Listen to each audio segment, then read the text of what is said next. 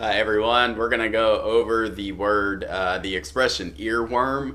And earworm is one of those songs that gets stuck in your head and it never leaves. Sometimes it's a really catchy song, so it could be a good earworm, or it could just be a very terrible song, so that would be a bad earworm. But either way, it's like a musical itch in the brain. It just never leaves you. So we're going to go over a few expressions in which we can use earworm. So I'm going to first start off just using that, a demonstrative. So that song by, and then I want to give the name of an artist. So I can say maybe the Beatles. So that song by the Beatles is an earworm. So if there is a real catchy pop song by the Beatles and it just kind of gets stuck in my head, that would be an earworm. So that song by the Beatles is an earworm. If I want to add emphasis, I can say that song by the Beatles is such an earworm. That song by the Beatles is such an earworm. Now you can also start the sentence off with a title of a song, with the name of a song, like maybe "Don't Worry, Be Happy." "Don't Worry, Be Happy" is an earworm. Um, or "Don't Worry, Be Happy" is such an earworm if you want to add emphasis. So you just got to think of some really catchy pop song that just gets stuck in your head, and you can use the name of that song and then just make your sentence.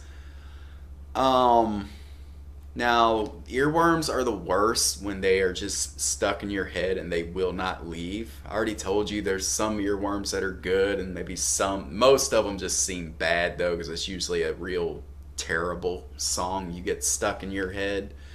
So in this case, you're probably going to complain a little bit. So you can use this, and when you're referring to this, then the song's in your head, so it's nearby. So you can say, "This earworm won't leave me alone," uh, or "This earworm is not leaving," or "This earworm, if it's just making you super angry, maybe crazy, you could say, "This earworm is driving me crazy," or "driving me up the wall." So yes, those are some variations you can use if you just kind of want to complain about this song stuck in your head. Now you can also say, "I have an earworm." So if you say, "I have an earworm," it just means you have a song in your head. Now if you want to extend the sentence, if the song will not leave, then you can say, "I have an earworm that I can't get rid of," or "I have an earworm that won't leave me alone." So these are a few of the different sentences that you can use earworm in, and an earworm is a song that does get stuck in your head and it will not ever leave. So that is going to conclude this lesson, and thank you very much for following along.